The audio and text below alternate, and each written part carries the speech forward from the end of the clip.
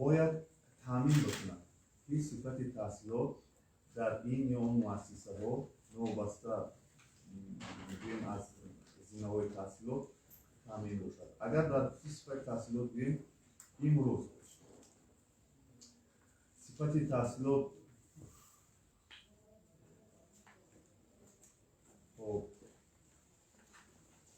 در مؤسسه لیونای عمومی و 38.4%، در مؤسسه ابتدایی کسبی و 20.2%، لیونای کسبی و 24.4% و عالی کسبی و 32.9% برابر است. این معلومات ها رقم ها از هنگام گذراندن اکتیویته و اون معین کردن صفت تحصیلات از جانب کارمندان اگنسی می‌باشد. از خودکار برنامه تعلیمی در تحصیلات میانه عمومی 77.6%، در مؤسسه ابتدایی کسبی 55.7%، در میانه کسبی و 57.1% و عالی کسبی باشد و 65.1% برابر است. خب در سال روان در زمینه‌های تحصیلات میانه عمومی صفت تحصیلات 2% بلند، در زمینه ابتدایی و میانه کسبی 1% بالا رو به افزایش، در زمینه تحصیلات عالی کسبی باشد 4% بالا رفته است. نظر به سال فانی سال 2020. خب در المپیادهای جمهوری و بیرون 1842 نفر خوانندگان در المپیادهای اشتراک کردگی هستند. 36 مدال طلا، 648 جایهای افتخاری سزاوار گشته هستند. گفتن ممکن است که در یک سال اگر تفریق کنیم از سال 20 و 21 صفت تحصیلات رو به افزایش و بالاداری رفته ایستاده است. در خصوص سوال دوم شما و مثل سوال سه می شود در مجموع و مثل سوال یکمی که داده بوده در خصوص مجله ها، این هم اصلا سوال خودتر می شد با وزارت مالی و این زمین دستور پیشنهاد می شد. خاطر آنکه همچون مقام وکالتدار در ساحه وزارت معارف است، اگر موقعی سردار رئیس شهر نوید حمزه اگه گفتنی باشند گفتنی داشته باشند این مسئله را ایراد کنید. وقتی من به وزارت معارف پیشنهاد می شد خوبتر می شد. تشکر. واقعا در ابتدای سخن گفتیم که همچون مقام وکالتدار که تهیه کننده سیاست وابسته به ساحه معارف است، وزارت معارف باید نسبت این چیزها زیر ساختارش کار کنند که یعنی بار دیگر میگم که یگان موادی که خلاف تفکر خواننده، خلاف روند تعلیم، خلاف سیاست دولتی که تیهی از مضمون مندرجه وابسته به اون چیزی که خواننده قبول میکند نباید باشد. این چیز باید در وزارت معارف است و شعبه اطلاعاتی وزارت معارف این مسئله باید همواره در جریان باشد. چرا که باز یک بار دیگر میگم به همون هم اطلاعات زیاد است برای خواننده ما امروز، از اون که امروز سرچشمه‌های اطلاعاتی خودشون زیاد هستند. فقط در تنظیم در آوردن وزارت معارف است. تشکر. حضور میری که حاضر هستم از روزنامه جمهوریت. سلام حاضرین محترم. نخست و سوال اولا در وابسته به متد تعلیم است، چون کشور ملت هم در پیام نوادی خود یک شاید در متن اساسی نباشد، اما گفتن متدها خیلی کهنه شده. در این مسئله نهاد شما چه چاره‌ها و برنامه‌ها رو روی دست دارد؟ چون واقعا هم نقل کردن حیات و فعالیت یک شاعر یا حل کردن یگان مثال این یک انعنه کهنه شده است. با یگان بازی با یگان متدهای دیگر تعلیم داده نمی‌شود. و مسئله دیگر تا جایی که ما آگاهیم شما پژوهشگاه‌های علمی را هم کم کم زیر نظارت دارید، چون که ما هم در نزد خودشان ماجستراتور و اسپیرانتور این چیزها دارن و معارف داخل دارن. حالت در پژوهشگاه علمی چگونه است؟ صرف پژوهشگاه علمی و дар робита ба рафтани омӯзгорон ягон чора андеша метавонад оё агент чун омӯзгорон ҳам як бахши асосии калидии маориф аст. ҳаракати устодонро мегӯям. яъне ки сабаб ва омилҳоша метавонад омӯзад ниҳод ё ки ин дахл надорад дар омилҳоша. яъне ҳаракати устодона аз ҷои кор яъне ки сабаб ва омилҳои ҷойи ваз кардан ба хориҷа рафтан ин чизҳое метавонад зери таҳқиқ гирад. дар маҷмӯъ ҳаракат аст. мо ина ҳаракат гем ҷои таҳлил мекунем.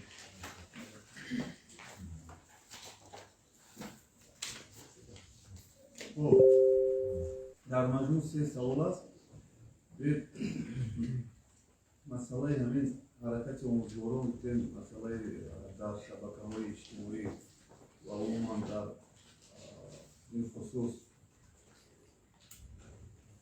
суҳбатҳо зиёд аст. аз ҳамин шурӯъ кунем ва ба саволҳои пеш аз қабул додагиатон баравем. хоб ташаккури зиёд.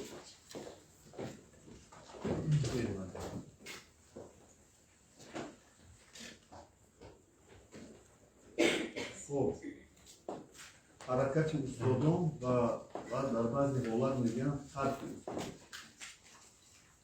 ва омилҳое ки сабаб мешаванд ва ё сабаб шудаанд ки устодҳо муалlimон муассисаҳоро тарк карданд. дар ҷумҳурии Тоҷикистон зиёда аз 160,000 تعداد عمومی آموزگاران کار و فعالیت میکنند. دقت کنید 160,000. خب در حسابات وزارت مالی برای جمهوری تاجیکستان شنیده شد که تعداد استادانی که معلمانی که در سال روان جوی کاری وز کردن یا اینکه در مجموع با نفقه برآمدن نفر علاوه‌دارش به خدمت حقی نفران علاوه‌دارش اویلاداشتن سبب ها امید زیادن در اینجا و در عموم 1124 نفر رو تشکیل داد.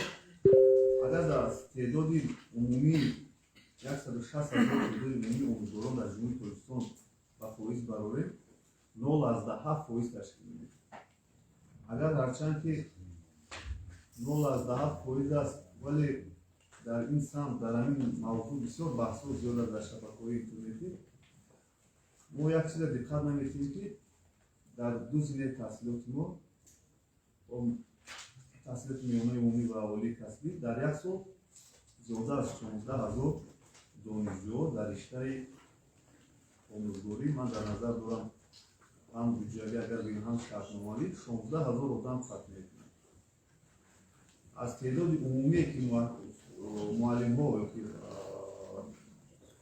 در جمهوری کار و فعالیت می‌کنند همه ساله 10% مؤسسه تحصیلات جدید تحصیلات ما آموزگار آماده و تیار می‌کنند. 10% تیار می‌کنند.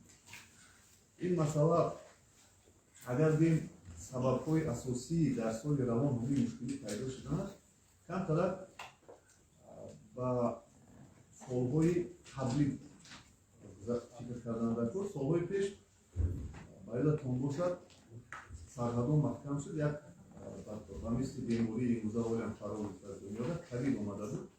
بسیاری از استادان ما که در فدراسیون روسیه فایز زیادی آنها آموزگار بودند اما می‌دونیم باز در شبکه‌های اینترنتی هم زیاد است که استادان شهروندان جمهوری تاجیکستان در روسیه همچون استاد همچون معلم کار و فعالیت می‌کنند. من به همین خاطر می‌گویم حرکت استادان ترک استادان نیست در اینجا. همین نفرها سفر کاری به جای کار اساسی‌شان به فدراسیون روسیه و قزاقستان دیگر دولت‌های کار و فعالیت می‌کنند سفر کردن نتوانستند. در همین دوره خب شما میدونید مسئله هواپیما مشکلی بود، چیپ هوا مشکلی بود. خب رو به مؤسسه های ما گذاشتن و اون استادانی که ساعت های اضافه داشتن یعنی میگیم سرباری ставка як аз се доштан як куним то ду ставка доштан суатои идофаи ҳамино ба ҳамин устодон дода шуд тӯли як сол якним сол ҳамин масъалаҳо набуд мушкилиҳо набуд ҳамин мушкилиҳо 6 моҳ пеш аз байн рафт шумо худат медонед ки нархи чиптарам дигар шуд дигар мушкилиҳое ки монеагиҳое ки буд аз байн рафт ҳамин устодон ҳамаш боз дар ҳаракат шудану ба ин ё он давлат ба ҷои кори худ сафарбар шудан дар ҳамин байн каме ҳам бошад яъне ҳамон 0.10% ки ман гуфтам омӯзгорон суатҳошонам беназорат мо дар маҷмӯъ суатҳошон дар ҳамиша камтарак дар байни мо шумо дар байни ҷомеа як овозаҳо паҳн шуд ки мана устодон ба гуфтаи русол маслом порядки корпоративӣ мехост аслан корпоративӣ нест инам омӯзгорам дар инҷа кор мекунанд дар русия кор мекунанд ба монанди оне ки дар ҷумҳурии тоҷикистон як қатор шаҳрвандони русия дар мактабҳои русӣ омада кору фаъолият мекунанд мо наметавонем гӯем ки дар федератсияи русия маслом порядки преподаватели бросает свою деятельность. Никто наметавонад. Ин дар ҳаракат аст. Агар ҳолатҳое ки дар боло ҳозир гуфтем марг бошад, нафақа бошад, дигар масъалаҳое ки аз соҳа дур мешавад, ана ин масъала бошад, дар ҳақиқат ҳам гуфтан мумкин ки норасоӣ мешавад ё ки дар маҷмӯъ норасоӣ гир солимтар мешавад, вале боз такрорам мекунем дар як сол 16000 дар риштаи омӯзгорӣ дар ду зимаи таҳсилот дар як сол таъмин карда мешавад. Агар солҳои қаблиро бинем ва солҳои оянда бинем сол ба сол зиёд шудан мегиранд. вазорати молӣ барои ҷумҳурии тоҷикистон ман бояд дорам ки дар ин самт аллакай рӯи корӣ кардан як бозигаҳ омӯхта истодан маълумотҳое ки ҳозир мо гуфтем ин аз ҷониби кормандони агентӣ дар минтақа ва умуман дар роҳбарият рӯи корӣ таъсис дода будем дар муассисаҳо рафта ин масъаларо омӯхта будем рӯзҳои наздик як гурӯҳи корӣ навбатӣ мешавад як бор дигар меомӯзем масъалаи таъмини ҳаминҳо чӣ навбатӣ мешавад ва ман бояд дорам ки дар соли фомиши нав соли бемасъулиятиари соли равон мушкилиҳо аз байн меравад. барои ин камтар кор кардан дар кор хуб мешавад. дар саволи дигаратон методи таълим будест шумо хато накунам дар методҳои нав усулҳои нав дар муассисаҳо ҳамин саволи шумо ба устод тақдиров тақдиршос фаҳм метем ки солҳои зиёд дар давраи хадамот сифати таҳсилот ба ӯҳдашон будан ҳозир дар минтақаи тобеи ҷумҳур мудири шӯъба ҳастанд муассисаҳое ки дар 4 минтақа ва минтақаи ман дар назар дорам Манаҷистон ваҳдат инҷа мешавад қисмати Барзоб ва Турсонза Рӯдакӣ бисёр ба ҳамин саволи шумо посух медиҳам. Марамат ташаккури зиёд. ҳозирини гиромӣ дар хусуси саволи додари азиз Нурмеҳ дар масъалаи истифодаи методҳои нави таълим дар ҷараёни таълим алахусус дар зинаи таҳсилоти умумӣ як нуқтаро бояд зикр кард ки имрӯз ҳамто гирем дар муассисаи таълими таҳсилоти умумӣ низоми анъанавӣ нест, яъне ки ҳар як омӯзгор аз диди касбии худ аз маҳорати касбии худ дарсро ба ҳамон шакле ки маҳорати касбӣ дорад мегзаронад, яъне ки اون درس‌هایی بود که ساختار درسی دوره اتحادیه شوروی بود. اون ما شکستگی هم هستیم، خطا نمی‌کنیم که چون که گفتم که از انعنوی و غیر انعنوی گذشته است. اصلا در حقیقت درس‌هایی است که به طریق لکسیا می‌گذرد، درس‌هایی است که پرسش می‌گذرد. همین آموزگاری ذکی می‌آموزد که کدامش برتریت دارد در درس‌ها. بعد با یک چیز دیگر در مسئله تعلیمی متدهای نوی تعلیم وای کردن در کار که ҳар як фан хусусияти хоси таълимиша дорад. Барои мисол дарсе аст ки ма дарси лексия мегзарем, бо чӣ хеле гуфтем дарси семинарию амалӣ аст, яъне ки аз худи омӯзгор аст, яъне ки мо омӯзгорро имрӯз гуфта наметавонем ки дарси шумо бояд анъанавӣ гузарад, ин хел гузарад. Барои методҳои нави таълима истифода бурдан имрӯз дастрасӣ ба ҳамаи чиз аст. Бозам такрар шуда мегӯям ки аз касбияти худи омӯзгор вобастагии калон дорад.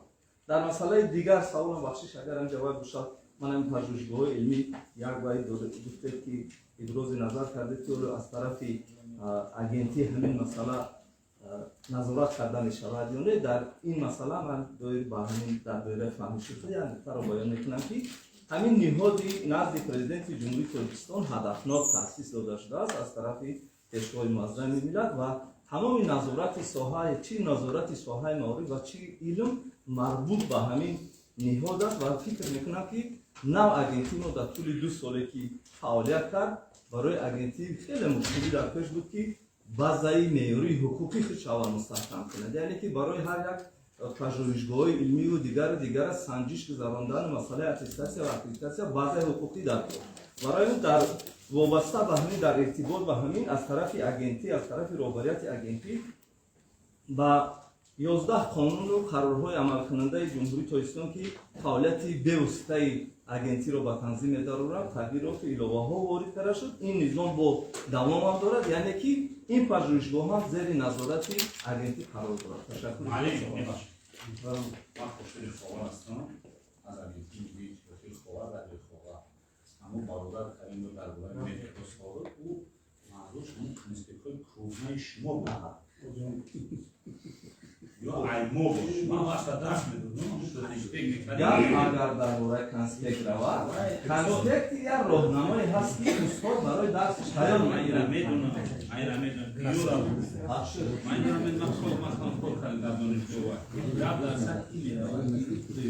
نوعی کنسپیک تنها گفتن میتون گفتن برای نموده پرزیدنت در همه پیامشون بله گشته و برداشته بود که ایام کنسپیکات دست باشید مهم نیست که کنسپیک باشم مهم اون است که دست بگذاره باشه صاحب به بحث است طلبه یک چیزی را معلم نکنید نیست نریسته طلبه یک چیز در یعنی برای خط اینجا رفیق ژورنالیست گفتم یک چیز است گفت که جناب یولی واقعا هم جون دارد ما از زمان شوروی این هیچ کسی این کار نمیکند. مکتب شوروی مکتب بهترین و شما که هستید و اون اصول متدهایی که در زمان شوروی بود کدام شکل درس کدام طلبات درس بود یک قالب داشت. امروز ما دولت صاحب استقلال هستیم واقعا باز من با عزت نفس وزارت معارف نمیرسم. من خود سالیان در وزارت معارف بودم. مقام وکالتدار وزارت معارف است و ما داریم مرکز جمهوری تعلیمی متدی و واقعا ما که در این سود خواندیم ما هم میدونیم که یک آموزگار داشتیم جوش جنت بود 15 سال یک لکسی زرد داشت و ما استودنتوی همین کم بهتر بودیم که بیرون میبرد برخش اسم میگویم با همون برخ گردون را آشکار نمیکرد که برای گردونش هست دامش میگویم. امروز ما داریم در مؤسسه تعلیمی شوراهای متدی وابسته به مرکز متدی تعلیم و اتحادیه متدی فنی این کس درست هم گفتن. همین اتحادیه متدی فنی ما باید که نظری نوآورانه داشته باشد و وابسته به طلبات زمان در حد برنامه‌های تعلیمی که در پژوهشگاه ساخته می‌شود درس رو تدریس کنند و مواد را به خواننده پیشنهاد کنند که اون مواد طبق طلبات امروزه یکی داده تواند تفکر خواننده تحریک داده تواند. این است و این چیز واقعا ما که ضمن سنجش‌ها که اینجا نشسته هستیم در تمام قرارهای شوراهای مشاوره‌های ما هست.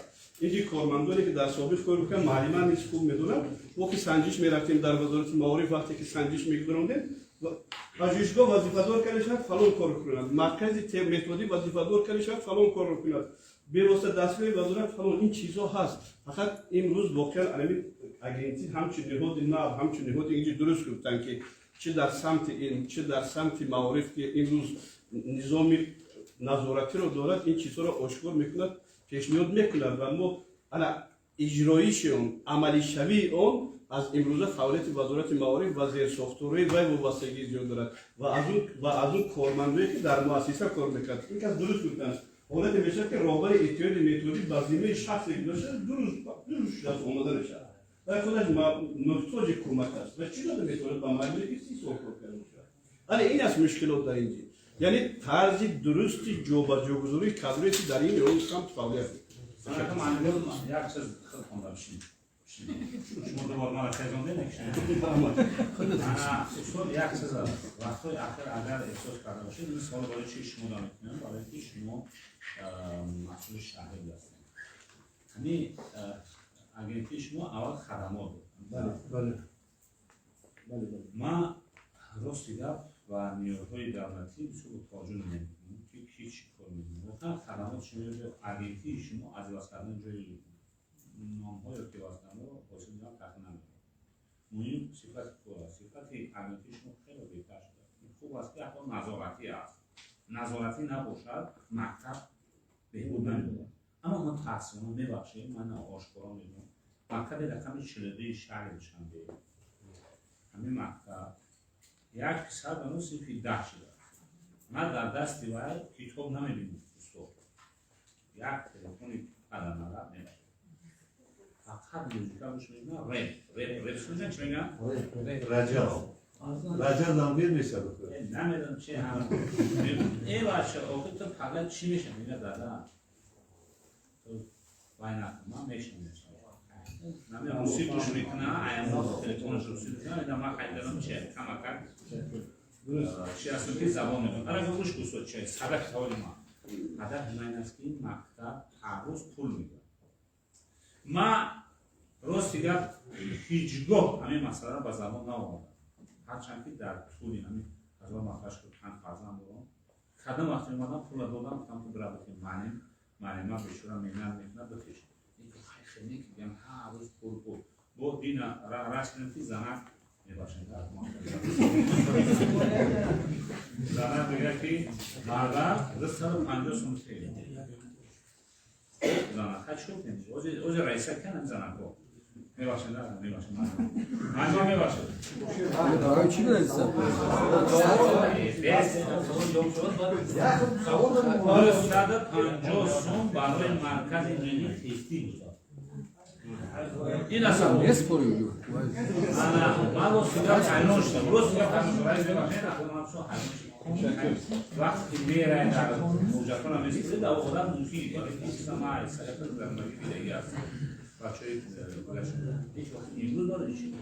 نه سواد در جوابه تشکر واقعا بخشش که با در گفتم می‌کنم وقتی شما رو میگیرم ضمن سنجش ها این مسئله ما هست من شخصا خودم چند تا رئیس کمیسی میرم کمش در هر یک مکتب 10 صنف میگردم وابسته به همون درسی که در همون صنف جریان دارد وابسته به اون در دوره همین فهمیشه که از مکتب میاد این دسته سوال جواب میکنم که مثلا خود دیالوگ یا چیز فلان چیز بنظر یا خیلی تبادل باشه تبادل چیز عموما واقعا یک طرز سنجش دیگر داریم ما من سیم میذارم ببینم که چند نفر کتاب داره در این فن فیلم دست میبرن بعدا میپرسم که چند نفر دارد ناور است دست برداره واقعا در مسئله آوردن کتاب با مکتب مشکلات اومده است لیکن یک چیز دیگر است از دوره‌های سعید نورالدین وزارت معارف 169 نامگو کتاب‌های درسی شکل الکترونی آماده کرد و این دسترس مردم شده است امروز اصل 21 از مرحله 4 کامپیوتر فنی است این طرف قبیدن در طور که بچه اقلا شکل الکترونی کتاب داشته باشد که در خانه رود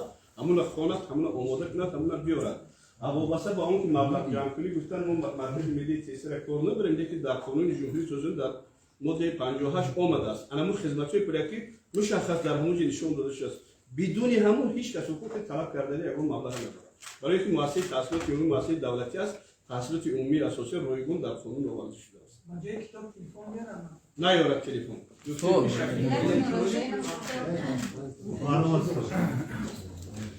نظر فیلم‌های پیام دوشنبه روزنامه و همچنین مجله صبحانه برای مؤسسه تومکتبی من اینجا شو آموختم مسئله اتستاسیا دارم اجازه‌نامه مکتب خصوصی فیض در ولایت سو بازخوان کرده شد چرا همیشه فهمیدید یکمش و دیمش درباره اوز همین نام مؤسسه‌های تعلیمی مکتب‌های گیمنازیای لیسه‌های نام دیگه است لیکن صفت تعلیم میباشه هیچی من در نظر دارم گیمنازیای خصوصی را یک تاش در همین چی است نوعی رودکی بود شنو داشته سازوار باور کنید از باری مالی میگذرند از باری خانواده نمیگذرند بعد خب معلم حقوق نداره که با 2 یا 3 مونه باید حتما 4 و 5 کنه برای که هر ماه 4200 میلیارد میسپرد و زبانش درست است چندین معلم رفت اومده اول student کار کردن و نمی چند فنوی که درس میتونن بول میکنن نمی خیلی واجد و اودم نسبت گیمنازیوم باور کنین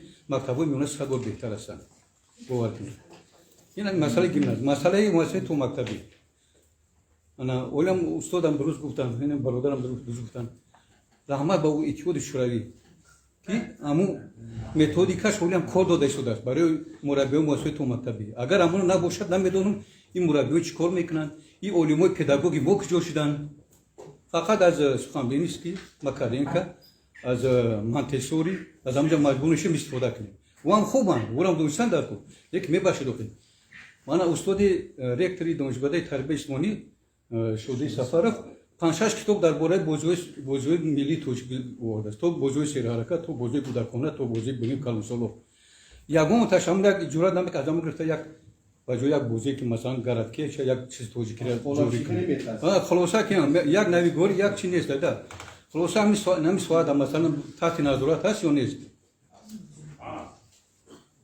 خب باشه اگر چه مثلا میشه نمیشه سلامت باشید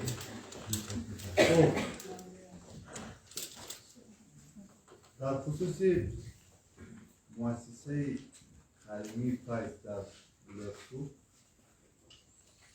در حقیقت مؤسسه بود از جانب اگنسی نظارت رسای مالی و توریسم فعالیتش خاصه این مؤسسه یکی از مؤسسه ها هست که هنگام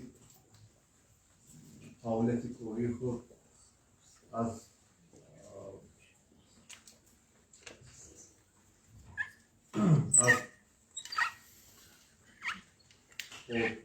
اجازت یک چند مشکل‌های اساسی بود که خود مؤسسه و روابط مؤسسه دیده و دانسته قانونگذاری جمهوری تاجیکستان طلبات‌هایی که از جانب اگنتی در مؤسسه ها پیشنهاد شده بعد خستانه ویران کرده ما یک چند مرتبه آگاهی هم داده بودیم در این مؤسسه ولی از جانب رهبریت مؤسسه مسئولین مؤسسه و خاموشی رو گذاشتن شکل خود فعالیتشان همین نوع فعالیت کردن ما مجبور شدیم گروه کاری تأسیس داده بودیم در این گروه کاری احمدشاه شما را سعیدزاده احمدشاه یک گوه مسئله را یک گوه روشنی هم رو در اون بندهای اجازتنامه را ویران کردن که فعالیتشان قطع شد. مؤسسه تعلیمی غیر دولتی مکتب فیض شهر خوجند سال 2019 تحت رقم اجازتنامه 22 فعالیت آغاز کرد. اگنتی خرید کرد. مؤسسه در دوام فعالیت خود بعضی همون بندهایی که از جانب اتستات سنجش نظام بندها ویران کرد و اینچنین در مؤسسه دولتی رقم 32 باغچه مؤسسه تو مکتبی رقم 32 شهر خوجند فعالیت میکرد. از همین سبب ما با او آگاهنامه روان کردیم تا که مؤسسه تو مکتبی دولتی را آزاد کند چون که در پیام پیشوای ملت هم مسئله جوگیر کردن کودک‌ها و باغچه‌ها همین سبب ما با عنوان رئیس ولایت سوخت سردار ارشدی معرفی ولایت سوخت و خود مؤسس مکتوب در ماه اوگوست 8 اوگوست 2020 مکتوب روان کردیم و همه خوانندگان و مکتب‌ها جابجا شدن و فعالیتشون و شروع مشاوره اگنتی کرد. خب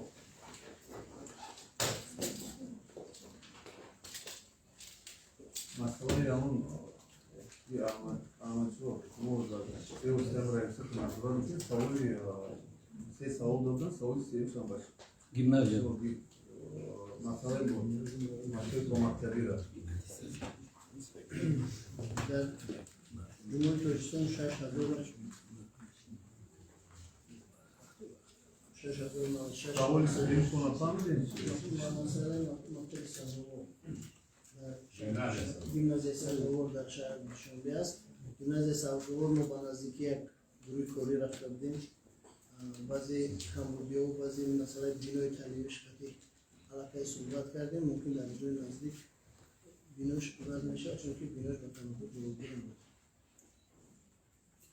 خوانندهش همگی 124 خواننده دارد 17 مزدور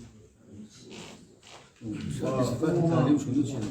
صفت تعلیم در قطعا خوانندهاش در اونجا خوانندهایی هستن که از صفت کم تا بیتر است صفت بسته است شما یک چیز بعد اضافه کنم مثلا تشکر آمد شما مؤسسه هایی که فعالیت میکنن درس میگن در بسیار مورد در مؤسسه تحصیلی کمک‌کاری یعنی در سریکو با طریق اجاره مؤسسه ها رو میگیرن کار و فعالیت میکنن ما از در خصوص مؤسسه تحصیلی کمک‌کاری بوده در مجموع در جمهوری تاجیکستان 18%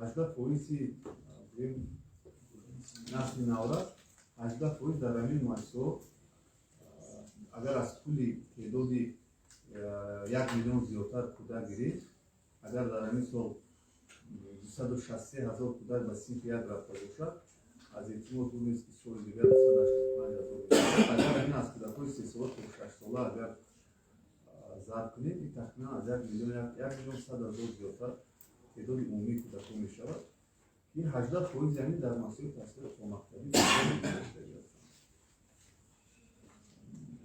خودش در این مؤسسه ها مشکلی دارید یعنی کودک ها به تیاری به مکتب میروند یعنی با مؤسسه تحصیل کمک‌کاری فرا گرفته نمیشوند در دوره معینی خود و در بالای این زن می‌بینیم همین مؤسسه هایی که همین مؤسسه تحصیل کمک‌کاری را طریق اجاره میگیرن و کار و فعالیت یکچند مؤسسه هایی هست چی در شهر دوشنبه و چی در ولایت فلو هنگام گرفتن اجازه‌نامه برای پیشبرد فعالیت در مشاوره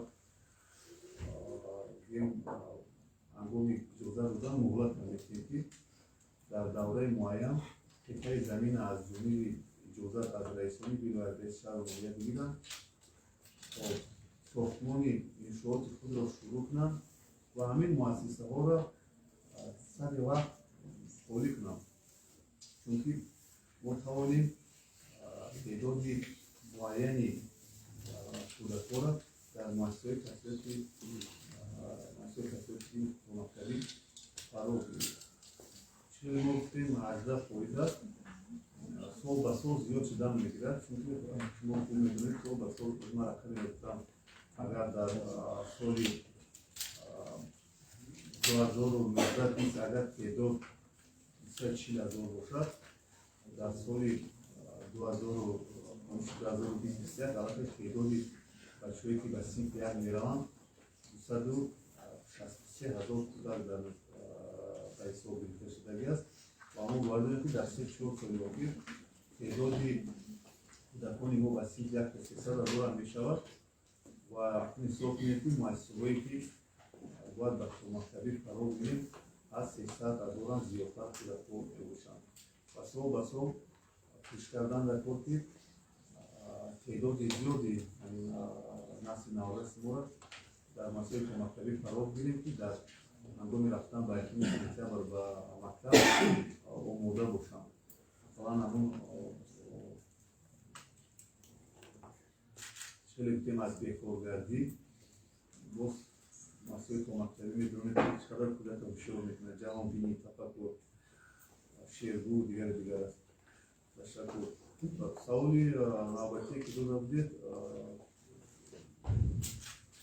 استاد گفتون درست است شما درست گفتید نه که تامین و مواد متدی در بخش نیست قریب کی نیست مواد متدی که مثلا نمیدونم پژوهشگاه یا چیزی باید تجربه شما مکتب جای نو بدم کار بکنیم معلومات بهتر میدونن کو کداگین سولوسو مثلا ما استادانی که کار میکنن روز نفقه برآمدگی از اون استفاده بودن میشه همه سردار ریاست ولایت سوق و مشکلی در ولایت زیاد است البته تشکر بسیار برای سوالی خیلی با مورد است برای توجه کنم که سوالی تعلیم تربیت و مکتبی تو راجعه این سگین که آمدم من خیلی 9 سال یک مؤسسه داخل رئیسان پرزیدنتی در ولایت سوئد کار کردم و واقعا هم مشکل جای دارد. ما در یک جایی با وزارت معارف این بخشیده به نام سیسولوژی سلسله دستورهای مکتبی برای همه دوره ها هم از سن 1 سالگی تا 6 سالگی یعنی یکمی خورد دومی خورد میانه کلام و آمادگی به مکتب برای همین 5 دوره دستورها علایدگی در 1300 موضوع ها رو در بر گرفته سلسله دستورها رو آماده کردیم و در ارتی چاپ حتی سیگنال وریانت البته روی چاپ آمده است و بخشیده به نام سیسولوژی شما شده آموزش دانشگاه سال روان روی چاپ خواهد آمد که واقعا هم برای متخصصانی که نو دانشگاه رو خط میکنند و به جای کار حاضر میشوند دستور خیلی موفق میشد. تا امروز یگان دستور در این خصوص وجود نداشت و این یک ارقام خیلی جالب میشد و ساحه کارمندان تحصیل کنند. سلامت باشید. خب یک چیز دیگری رو میکنیم بعد سوال دیگر رو می‌کنیم نگو خیلی موضوع گفتیم 18% در مجموع فرا گفته شده است.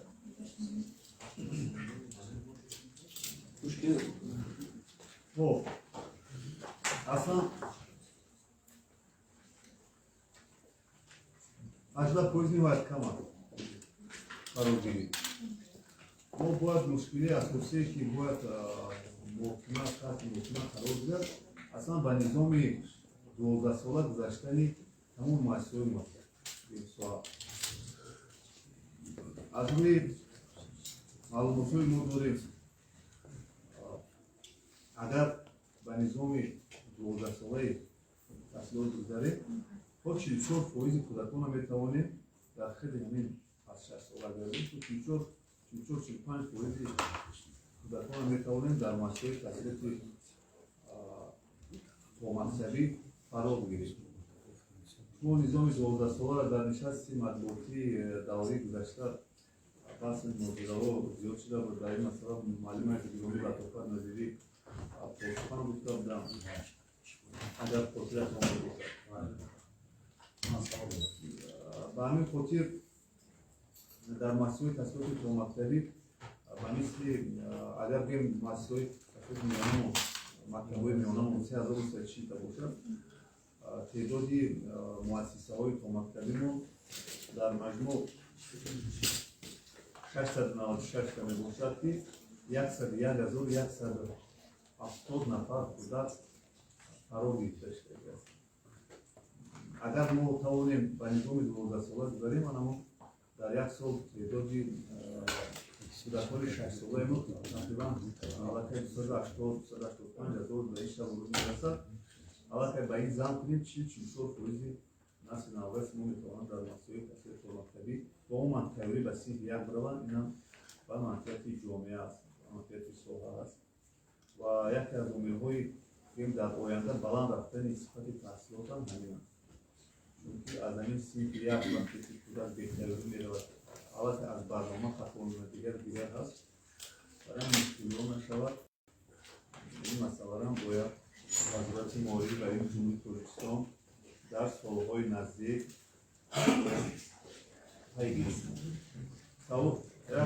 سوال دیگر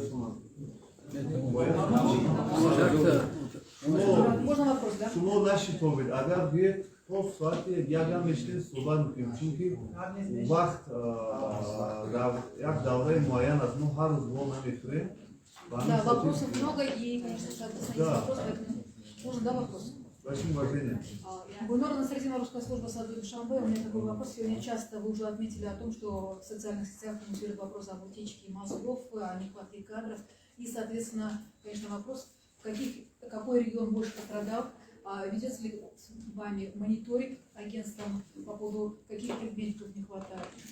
Это первый вопрос. Второй вопрос по поводу привлечения средних общеобразовательных школ студентов. Ведется ли какая-то аттестация среди них, чтобы принять их на работу? Потому что не получают диплом, они уже ведут какой-то предмет в школе. И третий вопрос по поводу строительства 5 российских школ, которые будут сданы 1 сентября 2022 года. Скажите, пожалуйста, вот ведется ли какой-то анализ что привлечь учителей в эти школы, потому что Россия отказывается предоставить в дальнейшем кадры. Они говорят, та сторона, российская сторона говорит, что мы будем строить, сдадим и оснащенности, и учебные пособия они предлагают. А в дальнейшем они говорят, что Таджикистан подготовил свои кадры. Как в этом вопросе сейчас идет решение? Спасибо. Спасибо большое.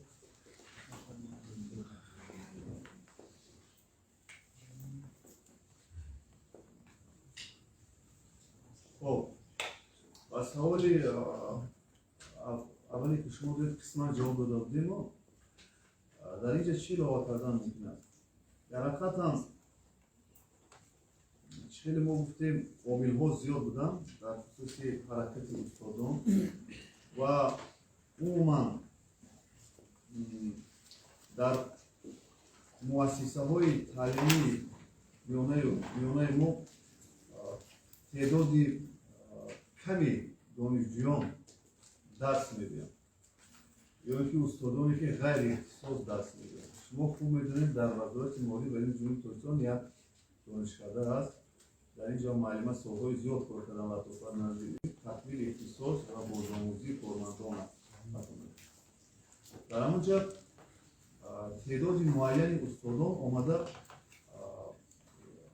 یک بار دیگر بازآموزی میکنن و عموما فن‌هایی که یک رشته به یک رشته نزدیک است در مجموع هنگام تحصیل کردن مطابق میگردند و ما نمیتوانیم بگیم که همین نفرها غیر اختصاص هستند و در مؤسسه ها درس میدن یا اینکه تعداد دانشجویانی که میگیم قسما آمده در مؤسسه های تحصیلات ما درس میدن اینا نفرهایی هستند که دانشجوی هستند که یکو معلومات دارن یا اینکه غایبانه میخوانند این معلومات پداگوگی خود حتما آنها آمده درس میگن اگر از کورس 3-4 بالا اگر حرف زنید این نفرهایی هست که میتوانند از این یا آن فن درس بگویند لیکن این شماره نهایت شماره کم است این هم در یک دوره روز است که همین کمی هم باشد مردم رو در توقع افکنند که سوی معلومات سوال دادن یعنی خبری زیاد شد که تعداد زیاد استادان ما مؤسسه را ترک میکنن رو به روسیه به مردکوری میدن اصلا خیلی اسمش که گفتم 0.7% است در یک سال 16,000 تعداد عمومی ما آماده میکنیم این مسئله در سال خامش سال 2011 کلا برطرف میکنیم. خب مسئله مانیتورینگی که اگنتی میگذارند بودیم حتما یک بار دیگری معلوماتی که ما داشتیم این هم تا یکمی نویبر سال 2021 بود روی کاری شده بود ما گذاراندیم یک بار تعداد عمومی نارسایی و قومی گفته همون دوستان ما نارسایی کدری گفتیم اصلا ما این حرکت میگیم ما معین کردیم حالا که این رقم ها تا این جانب تغییر یافتگی هست یعنی استادانی که معلم هایی که جای کار نداشتن امکانیت من رفتم و جای کار تامین شدگی هستم و من باید تا سال روان این مسئله که در جامعه هست تا سال روان کلان در سالهای آینده دیگر این مسئله ها باید رخ ندهد. خب در مسئله مکتب های 5 مکتب روسیه که در تاجیکستان ساخته و استفاده داده می شود در خصوص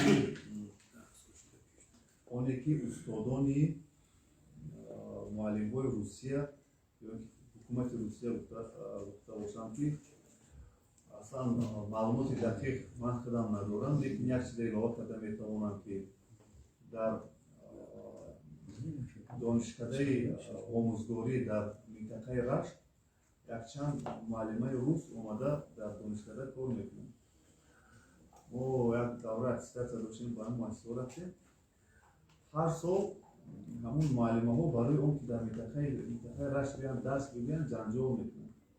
من باوری دارم که کدام استادی که کدام مهمونی که توریست باشد یا اینکه خودی همون آموزگار باشد یک بار به تاجیکستان قدم ماند حتما میگه من باید دارم که تا شب روز مسئله ها حل و فصل خودش رو میابد مؤسسه سپاریدن یک طرف ولی درس گفتن صفت تحصیلات رو بالا برداشتن و با استانداردهای دنیوی مطابقت کردن این جهت دیگر است. در این مسئله ما یک بار دیگر با وزارت مالیه همکاری میکنیم یک بار دیگر معین میکنیم چون که مقام وکالتدار در ساحه در این سمت وزارت مالیه و این تاجیکستان هست. ما همچون مقام وکالتدار در ساحه بهای دولتی میکنیم در همون روند اکتیویتاس و صفت تحصیلات در مؤسسه‌های تعلیمی نو بسته از شکل شما من در نظر دارم شرط‌نمایی و بودجه گفتاری است. تشکر زیاد من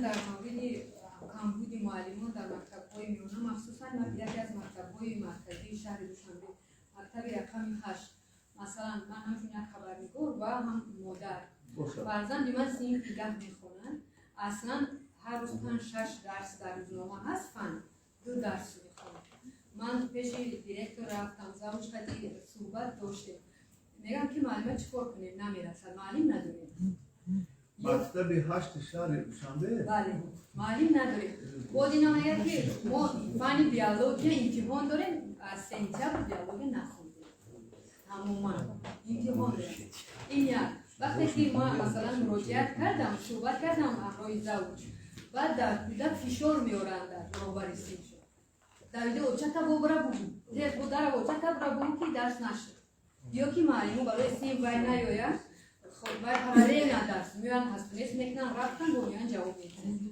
ما فرزند من فرزند جامعه ما سیفی در مکتبی هشت یکی از مکتب‌های پیشرفته شهر دوشنبه بود.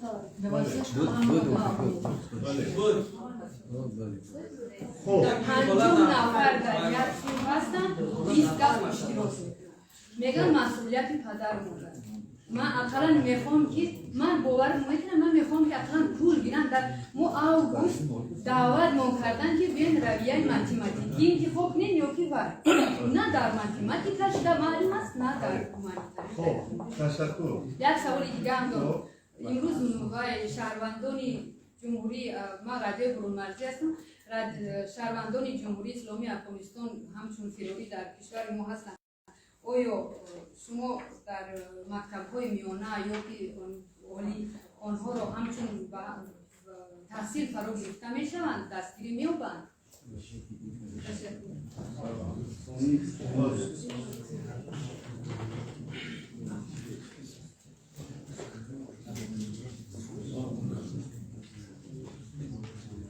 خب معلم از گرامی شما خوب بدانید که هنگام ختم مکتب ما 2 دوره اتستاد میتیم یعنی صنف 9 و صنف 11 هیچ ممکن نیست که طالبی این امتحان نخواند و با او اتستاد صنف 9 تیم و 11 تیم همین کلاس یا که آدم فنهایی که بگیم شما بکنید مارستوی از روزی باز معاون صدر ریاست در مکتب 8 اعلام میکنن هیچ ممکن نیست که در همونجا تیره مانی که همین فن نخونده است تا برنامه تعلیمی را کودک از خود نکنند او را سیب و سیب نمیگذارند بعدم استاندارد دولتی از معلم و بهایی که در آینده هنگام گرفتن همون حجت نمونه دولتی یا تیره نمیمونن یا که معلم نبود دیگر نیست حتما باید برنامه را است ما در بولو گفته گذشت دادم که در مسئله انمون نورستویی در شهر دوشنبه استاد از گرامی تعدادی حرکت استادان چند سویز است؟ چند نفر است؟ نورستویی کم در حرکت норасоӣ шуда наметавад, норасоӣ ҳангоми фавт Бале. мешавад, ҳаракати ҳангоми дар мавзӯъ нафақа рафтан, ино дар ҳаракатанд. 760 5 сол дар Русия кор мекунад, меояд бо дар инҷа кор Бале, мекунад. бале. Қоидаи ино ҳаракатанд, иштаи умумгорӣ ҳастанд, ҳаракат бигиранд. Хоб чанд теъдод чанд гуфтед маълим мебахшед? имрӯз 761 нафар дар ҳаракат ҳастанд ки чизе ки шумо гуфтед тақсимбандӣ мешавад. Муҷиб ҳафтам медорад, ивази ҷои истиқоматам мешавад, ивази касбам мешавад, ино ҳам мешавад. Ани рӯи хат кардем. дар масъалаи мактаби 8 моҳаш аз хотирам биромад, соли 2020 мо аттестатсия гузорем. Маълими азиз, воқеан дар ин мактаб вақте ки ман дар аттестатсия биям 264 соати вакант доштам, вале ба хотирам нарафтааст. 23 нафар донишҷӯ дарс медод дар ин мактаб ба ҷои омӯзгор. норасоии кадри аз ҳамин норасоӣ мегим. Ина чаро ки вақте ки мо ин хел аз пинҳон намедорем, донишҷӯ ки дарс метиҳад, мо бояд норасоӣ ҳисоб мекунем. ғайриихтисосе ки дарс метиҳад, масалан химик аст, инженер асту физика дарс метиҳад, мо бояд норасоӣ ҳисоб мекунем. мо бояд пинҳон намедорем. воқеан дар ин мактаб ҳамин чӣ ҳисоб буд. баъдан мо муҳлат дода будем ва баъдан ҳар як қароре ки дар инҷи баъд аз мушовара мешавад, мо ба ҳамон мақомоти дахдор аз ҷумла ба сарёсати маориби шаҳри Душанбе қарор ирсол шуда буд. мо вобаста ба ҳамон камбудиҳо қарор мекунем ки масалан масъалаи аз байн бурдани норасоии кадр ё ки масъалаи ғайриихтисос фаъолият кардани омӯзгорон ё ки масъалаи аз теъдод зиёд будани хонанда дар синф ё ки масъалаи тасодуфан қабул кардани хонанда ба синфҳои таълимашон ба забони русӣ инам воқеан ҷо дорад аз байн бурда шавад. хулоса ин қарор пешниҳод шудааст. ва он чизе ки шумо гуфтед, ин барои манам як чӣ шуд ки мо ин масъаларо ҳатман баъди ин боз як бор дигар ман худам шахсан мебинам. бахшиш ман аму аз синфи ибтидоӣ рӯзномаҳои аму фарзандам ҳар рӯзаша назорат мекунам, навиштагӣ аст, дарс нашуд. Кадом фане ки аст ва дар он ҷо менависам ки менависам худаш ки имрӯз чанд дарс хондем, кадом воқеа охирон бор маълим аз гиромӣ амин сода рӯзномаашам пурра ҳаст. рӯзҳои наздик буданд масъала шумо ҳамин тарин ҳамин рӯзҳо, ҳамин ҳама рӯза синфи саҳар қади соати 7 дар мактаб мешав, соати 10 дар хона. маълими азиз, мо ина ҳатман байнуҳол мекунем. устодам гуфтанд Ситуация во всех школах. хеле ки устодам гуфтанд мақомоти ваколатдор, яъне бевосита низоми ҷараёни таълиме ки бояд ба танзим барорад сарвисати маориби шаҳри Душанбе аст. мо ина ки мебинем ҳатман мактаби биштар ши дарсирам дохилгир мешуд. 42 ман навистам. як лаҳза ёб 3009 дар ҷумҳурии Тоҷикистон 3940 муассисаҳо ҳаст. шумо диққат кунед. агенти назорат дар соҳаи молия дар ҷумҳурии Тоҷикистон дар 5 сол як маротиба аттестатсия аккредитатсия мекунад. яъне аз 4 агар 3900 4000 ҳисоб кунем, аз ҳамин дар як сол ҳамин 4000 муассиса аз аттестатсия намед, дар 5 сол як маротиба, яъне ҳамин 4000 ба 5 тақсим кунем, 800 муассиса меравад. мо тибқи қонунгузорӣ ҳамин 4000 муассисаро ба ҳамин тақсим ки кардем, 800 муассисаро дар як сол мекунем. ана ин мушкилие ки ҳозир шумо гуфтед маълима ва умуман баҳсу мунозираҳо ҳаст. мо пештар гуфтам ки аз 1 ноябр як гурӯҳи корӣ карда будем, тамоми муассисаҳоро санҷидем. ҳозир боз як гурӯҳи корӣ навбатӣ мешавад, як бори дигар месанҷем дар ин сан. шумо афсӯс хеста суҳбат кардан намешавад, чашмои шуморо бинам, чунки набинам чашмам мутмаин шудааст. маълима шуд ман ин масъаларо чӣ мекунем? шумо нигоҳ кунед маълима, сифати таҳсилот мегирем. маҳмуд кам тарaf шумо рост бишнем, маълимаро тонам чашмошон мутмаин шавам. нигоҳ кунед маълима аз гиром мекунем. ин як хел мешавад. барои ине ки кор кардан дар кор аз ҷониби мо дар ҷумҳурии Тоҷикистон 160,000 омӯзгор фаъолият, зиёда аз 2 миллиону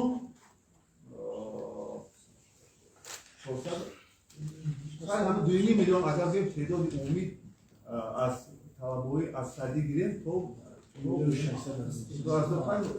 агар то мактабиро агар нагирем 2 миллион ҳисоб кунем, 100 боша гирем агар ана 2 миллион. агенти назорат дар соҳаи молия ва ин назди президенти ҷумҳурии Тоҷикистон нақша дорем ки як бонки маълумот бикунем. мо хос бо шумо дар ҳангоми ҳамсуҳбат шудем. ман пеш аз ҳама изҳори миннатдорӣ ба президенти ҷумҳурии Тоҷикистон муҳтарам Эмомалӣ Раҳмон ва ба муҳтарам раис шаҳр мерафтам дар хусуси он ки ба мо иҷоза доданд қитаи замина ҷудо кардан бинои сохтмони агентӣ аллакай шуруъ бурдааст якум ошонаш аллакай сохтмонаш дар назди поликлиникаи бино ҳаст онҷо мелиоратсияи об пушташ диққат кунед онҷо як ҷои хуб аст ишне ҷора муайян кардан сохтмон ба итмом мерасад сол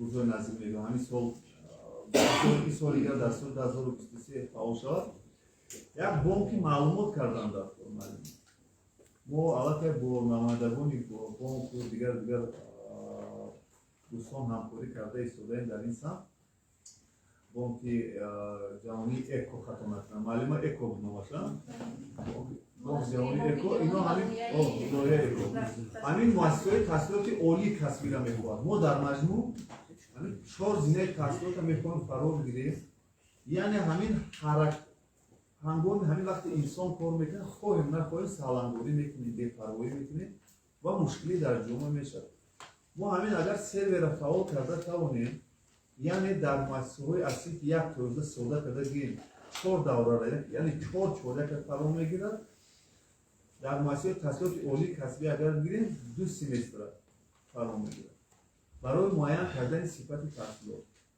یعنی ما از جوش رقم‌ها را میگیریم یعنی این یا اون نفر شهروند جمهوری کردستان که در مؤسسات تحصیل میکند اگر بگیم در شهر دوشنبه مکتب 8 باز برگردیم اگر مثال بگیریم چرا از فنی مثال بگیریم شیمیا بچه‌ها سوست میخوان یعنی هنگام همه بانک معلومات را وارد میکنیم گنراسیون میکنند معین میشه مثال در مکتب 8 شیمیا او در مکتب 12 مثال میگیریم یعنی گروه کاری از اساس میفهمید گروه کاری میکنن معلوم میکنند سبب چی است سبب معلم نمیرسد سبب معلم هست و درس نظم نمیدهد باز دیگر عامل‌هایی که هست اگر همین کار فعال کرده توانیم بعد در خصوص تعداد آموزگاران در همین بانک معلومات ها از سنی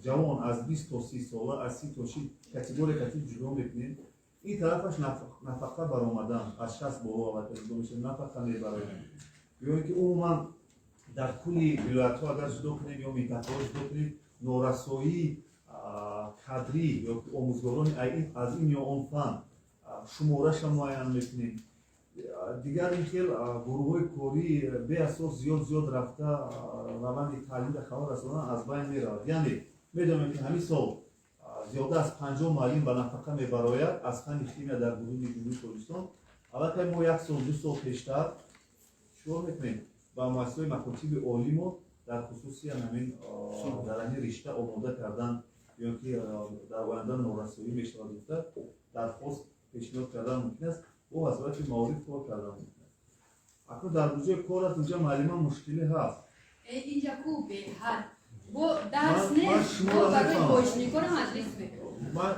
من شما را میفهمم معلمان وقتم قریب اومد با یک ساعت دیگر وقت است معلمان صحبت میکنم با شما گروه کاری میرود معلمان حتما رقم‌های تلفن معلمان را میگیره باز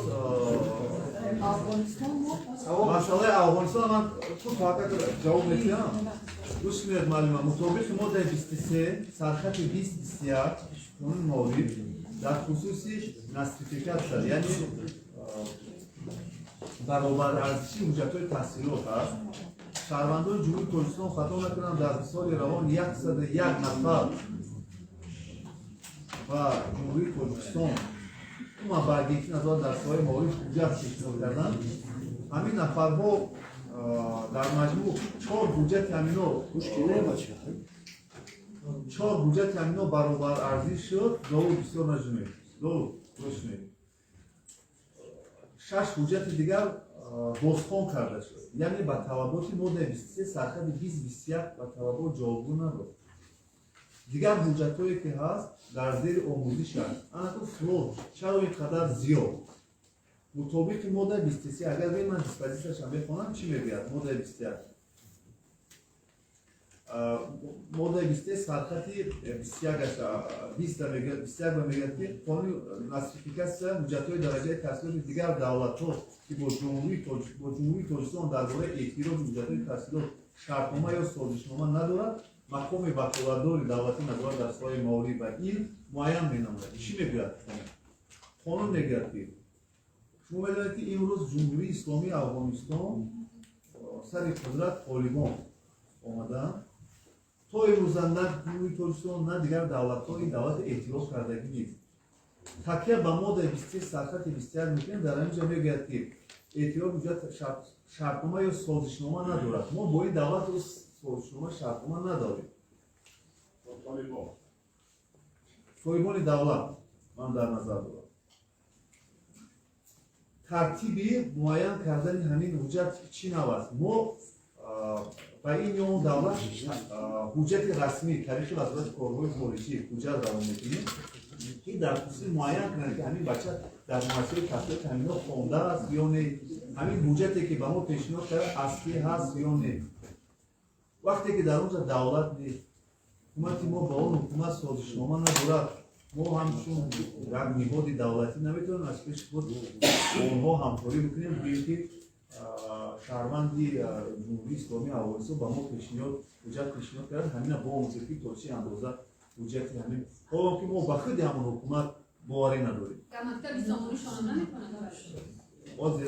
дар масъалаи муассисаҳои сомонӣ таҳсил карда истодам муассисаҳошон. Ман дар назар дорам ки нафароне ки мехоҳанд донишҷӯ шаванд, шумо гуфтед ки суолат меомад ки оё донишҷӯ ҳастанд нестанд? ки масъалаи чанд нафар донишҷӯ ҳастанд? 325 нафар ҳар замон дар масоили таҳсилоти миёнавории касбии ҷумҳурии шаҳрвандони ҷумҳурии афғонистон ба таҳсил фаро гирифта шудагӣ ҳастанд. ҳуҷҷатҳои инҳо барои баробаррасӣ кардан ба агентӣ дар айни замон мавриди баррасӣ қарор доранд. талаботҳои нотификатсияро худи роҳбар гуфтанд, талаботҳо кам дар бораи шаҳрвандои хориҷӣ махсусан ҷумҳурии ҳамсоя вазиртар аст. давра ба давра саволи маълумо ва фикрман хеле ки оё дастгирӣ чӣ хел аст? дастгирӣ яъне ба фаро гирифтан ба муассисаҳои таълимии ҷумҳурӣ нафарои корти гурезагӣ дорад, ина ҳатман сифр ваколати вазорати моли ва илми ҷумҳурии тоҷикистон аст, лекин як қисмати муайянаш барои баробаррасиши эътирофи ҳуҷҷатҳош ин ваколати агентӣ аст. мо вобаста ба имконият метавонем ки нафароне ки дар фаъолият чун мушкилӣ надорад баробаррасиш мекунем. дар маҷмӯъ дастгирӣ меёбад. як суоли дигарша пака посух надодед. як саволи дигарашон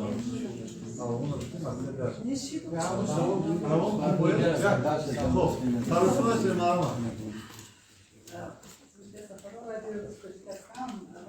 дар мавриди робитаҳои мухталифан гуфта шудааст, робитаҳои хориҷ аст, робитаҳои агентӣ ва ин тарбияи кадрҳо имрӯз чӣ баром гузоштааст дар агентӣ. ва суоли дигар суоли як нафар аст ки ман бояд ба шумо расонам дар мактабҳои миёна барои театр, барои филм, тамошои филм ва маблағ ҷамъ мекунанду ҳамаи филмҳо дар ҳамин ҳудуди мактаб гузарода шуда, дар саҳна гузарода мешавад, театрашам ҳамино аз ҷониби шумо назорат бурда мешавад ҳамин корҳо ва рӯзнома ҳам масалан ба рӯзнома журнал ва обуна шавед гуфта ин дар маблағ ҷамъ мекунанд, лекин якта рӯзнома баси зохир мекунанд, ворид мекунанд, ҳамна мехонанд талабот ҳамон ҳам хеле дар ҳамин маврид назорат агар ҳамчунин шуд. масъалаи робита самсти маҳмуд шумо баландтар камтар. Assalomu alaykum bolalar. روزنامه‌نگاری کنم است. تمام خیلی به مهارت است. چیزی که با ما شما معلوم است.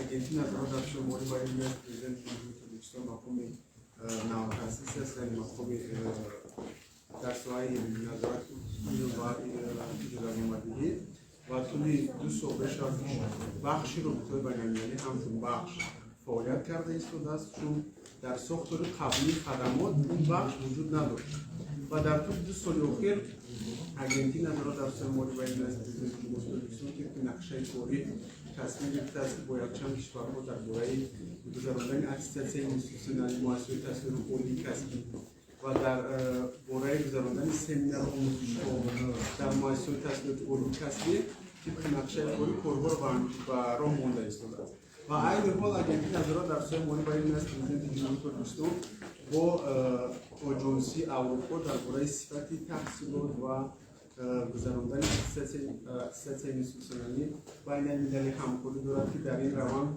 سه مؤسسه تحصیلات عالی هست، یعنی دانشگاه مالیه و اقتصاد ترکستان، دانشگاه دولتی عمومی بنام صدیقه عینی و دانشگاه دولتی شهر دنقره از اساس اینستیتوسیونالی گذرانده شده هستند.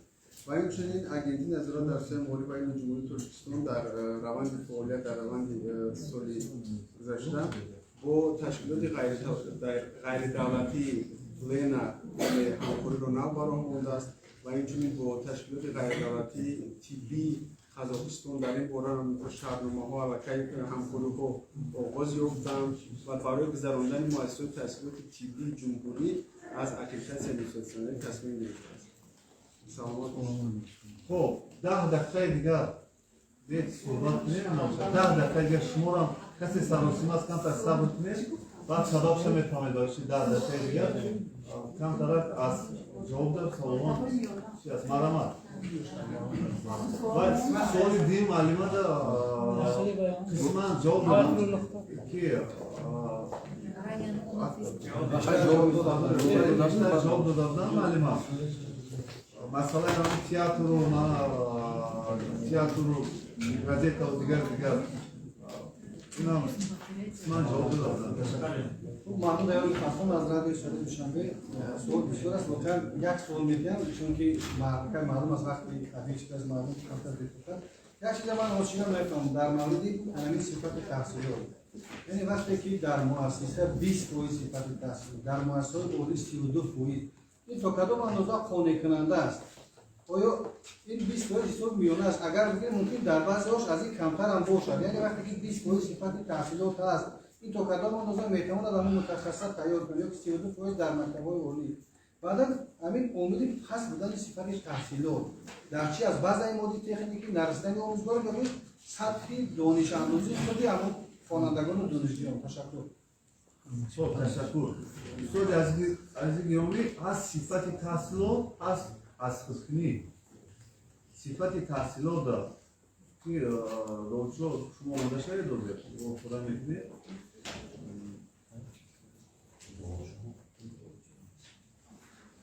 وقتی که صفت تحصیلات میگیم در همین صفت تحصیلات با وای 4 و 5 داخل میشود یعنی تعداد عمومی اگر بگیم در آدیتور تعداد عمومی همون نفرانی که درس گوش میکنن یعنی 25 تا 40% همینا با بهای 4 و 5 اعلا میخونن حذف با از زامی خودکنی یعنی 3 4 و 5 داخل میشد این تعداد نفرانی هست که همین 50 65 است بله در مجموع یعنی جدا میشود 3 4 5 و بچه‌ها هستن که 4 5 میخونن شما میگید که خیلی با طلبات جوابگو میشن یا در آینده کار و فعالیت میکنن اینا اصلا مردم بیسواد نیست یکون جامعه هست که همه با بهای اعلا بخونن حکومت شوروی هم خیلی نبود همین اگر کمتر از ما زیادتگویی هم شود دوران دانشجویی خودتون را باید بیارید ما ممکن 100% اعلا خوندیم لیکن نفر همطرفان شما بودن که با بهای پستر بود لیکن بیسواد نبودن این روز هم همین نبود یعنی تعداد عمومی نفرانی که با بهای خوب و اعلا میخونن 30% را تشکیل می‌دهد اگر در مجموع من سوال یکم داشتم تعداد عمومی نفرانی که در المپیاده ها اشتراک میکنن شما دقت بکنید چند مدال طلا مثال میگیرن مثال بگیرم 79 مدال طلا 190 نفر مدال نقره 372 نفر مدال برنزی در برابری در 25 دولت دنیا این هم از قانون از جنوب بیولی گفته بودن این مسئله را 42978 نفر شهروند جزوی تاجیکستان در دولت‌های خارج تحصیل میکنند اگر در برابر حرکت استادان بگیم و اون من کم داخل شدن دانشجویان میگه تعداد زیادی همین دانشجویان یعنی شهادت از بالا میدن صفت تحصیلات یعنی بچه‌ها را علاقه جهانبینی تفکر سود میفهمند رفته در دولت‌های خارج میخونند سالهای پیش من از سالهای 2011 من تا سال 2015 در مسکو بودم تعداد بچه‌ها کم بودند یا که بودن هم زبان روسی رو نمی‌دونستند یک سال نیم سال تا 2 سال زبان درست می‌کردند که اقلا درست فکرشون رو بیان کنند حالا علاقه زیاد شده است شبکه‌های اینترنت است من دقت می‌کنم معلمان بیشتر هم سوال دادم که تاریخ تلفن داشت بگن که مکتب در کتاب دیگر من تاریخ شبکه اینترنت میتوانیم درس انگلیسی شرط نیست که رفته در اونجا مبلغ کنیم در خانه ممکن است فرزند کتی کار کنیم همطور اینترنت در کار برنامه یوتیوب در کار درس به درس قسمت به قسمت هر فرزند کتی کار برای ممکن مشکلی در بعضی موارد در خود ما هم هست از کار خسته می رویم 1 ساعت نیم ساعت به فرزند وقت جدا نمی‌کنیم بیان که از همه کاری عجیبیش همین است که خیلی من استاد بودن گفتن زور موبایل‌ها ما نمی‌رسد که اقلا بگیم که با فرزند کار کنند غیبتی محاکمه دیگر چرا می‌کند کار نمی‌کنند فضای اینترنت بسیار وسیع است اگر کار بکنیم بگیم در شبکه اینترنت تمام معلومات هست تمام معلومات من دیروز 4 مصرع شعر در یک جا گوش کردیم اکنون از ابیات بکو و ادبیات ها در شبکه اینترنت نوشته برآمد خدا گر بخواهد که کاری کند سری سوزنی را مناری کند دامه چرا درده همه سرداری ریاست ما دادم همینه خودم در وقتم میستاد هم نشستی مطبوعاتی بود بعد مشکلی ها زیاد بود لیکن سرداری ریاست بوده فرزنداشان دادیم من بهرالله جان تا سهر عجیب میکنی سهر دخترچه شما بودست که دادم اولم شیر را بگو با مکتب برم میگه دخترم در پیشم قوم حیران شدم این قدر بایمان که کار دولت میکنی وقت نداری خیلی از ما وابسته فرزند کار کردن و لیکن مشکلی هم زیاد است و همون خاطر فردوسی هم میگه که زیان بر فروشان اگر بگذری شود جامعه تو هم انبری اگر تو شوی نزد انگیزگر از او جو سیاهی نیابی دیگر زینا پاکزاده هیچ مدارمی که زنگی بشتن نگرده سفید باز یکانها میگن عشق و فرزندان تربیه نکنید بهترش خودتون تربیه کنید خواهید نخواهید فرزندان به شما میرود من ایش باید دونم که از شما فرزندی بیسواد برو اگر هرچند که سپک تحصیلات هم حق بازده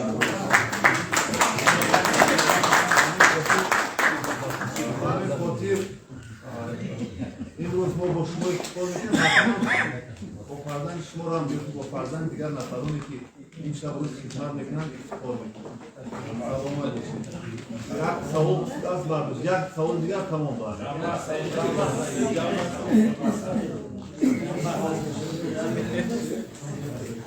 تشکر زیاد